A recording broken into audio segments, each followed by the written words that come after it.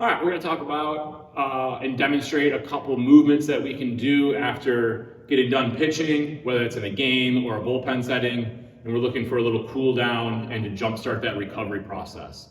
So we're going to start with just a nice basic PVC pipe, and we're just going to go up and over our head till that PVC pipe touches the back of our waist, and we'll come back over until it touches the front.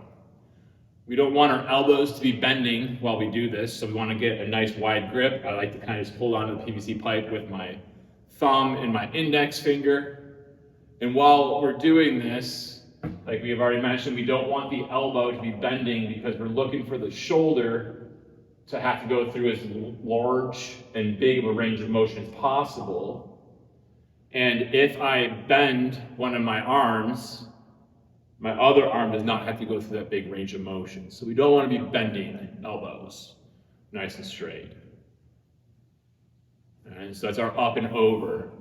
Our next movement we can do with the PVC pipe, I like to call tornadoes, because we're going to have this thing circling around us just like a tornado. And just one arm now is moving at a time. Again, we don't want that elbow to bend because we want to take the shoulder through a nice big range of motion. So just one arm is moving at a time. The arm that's not moving is just kind of down by our side, going up and around. And we're going to go in both directions, so that way both arms get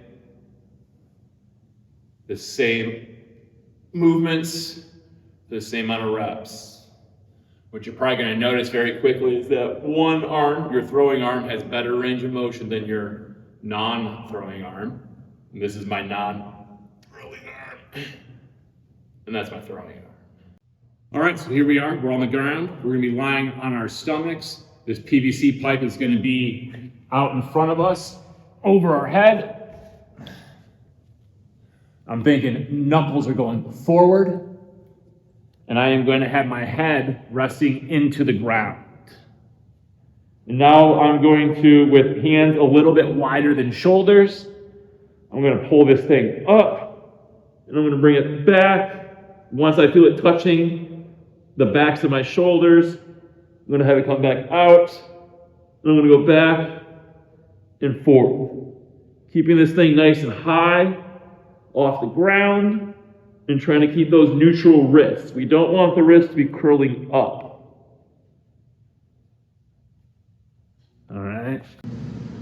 The next movement, with the PVC pipe lying on our stomach, we're going to have the pipe out in front of us, and then we'll be swinging our arms out to one side or the other, holding on to the pipe with just one arm. So starting the same way we had been, out here, and now I'm out, and I'm back, out, and then I'm back. Making sure the off hand stays off of the ground.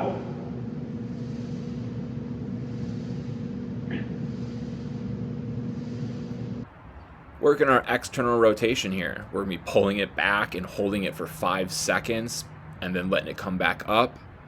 We have that both from the side and from the front, as we can see on the far left and middle clip. And then on the far right side, we're going to be holding that external as our body as a whole swivels through those two positions, both having that arm be in front of us and arm to the side of us. All right, this exercise over here I call Michael Phelps, or swimmers.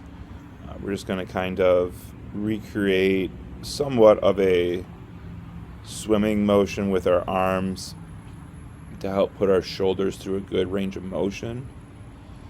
We can see our arms are going down to the side, and we're trying to keep them as close to our body as we can, and those palms down to the ground the entire time. We're trying to not have the hands touch the ground as we go through this range of motion, so that transition as you're going up the side of your body there, we have the fingers are down facing our feet, and as we come up, those hands swivel to allow them to stay close to our body as we bring them straight up our sides. We can do this in both directions. We can do it up the way we are right now. We can also do it going down.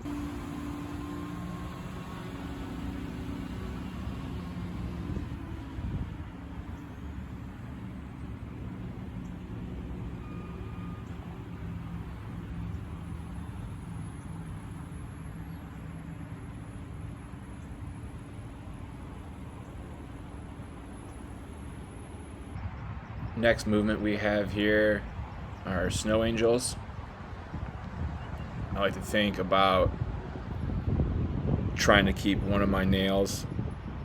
In this example, I got my middle fingernail just barely grazing along the ground here, so that way I can try to keep a consistent height of my arms hovering off the ground as I go through nice big range of motion, creating a snow angel like movement with my arms.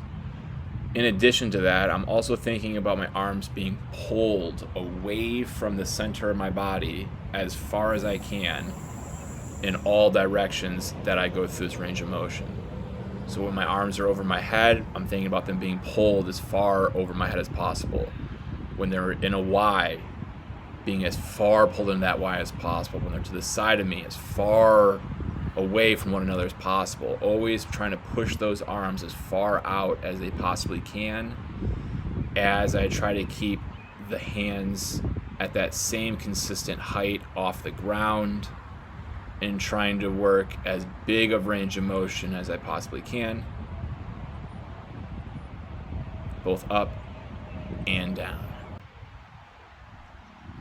The next movement we have, I call airplane switches, because we start in an airplane-like positioning with our arms, shoulder blades pinching to keep them off of the ground, as we then bend our elbows as much as we can, bringing the palm to the top of our head and the back of our hand up our lower back as far as we can. We're trying to maximize this reach without really making contact or resting into the body. Our next mobility post-mound movement that we can do, we'll have some cones even with our shoulders, and we'll be taking our hands and going up and over that cone. In the top video you can see I got a palms down hand position. In the bottom I got a thumbs up positioning, slightly changing the target areas within my shoulders. The next progression is going to add 2 cones up above our head, where we now have a secondary location where we can go up and over. So those cones that are at our shoulders are allowing, so when our hands are beneath those cones, our hands are beneath our shoulders, and when they're above those cones, they're above our shoulders. And those higher cones then put our hands above our head. And we go back and forth. And then we can take cones and drop it down from those originals. And now we have a new location to go up and over, which is going to get our arms eventually by our hip height. I am having my head try to rest into the ground. I'm not trying to really lift it up off of the ground. It would have been better had I not had the hat on and I could have just rested my forehead in the ground. If you like to keep your head up, that's fine. It's just going to be a little bit more comfortable potentially with that head resting down. The next variation of some cone mobility while lying on our stomach is just going to be a simple pinching of the cones and dropping them down.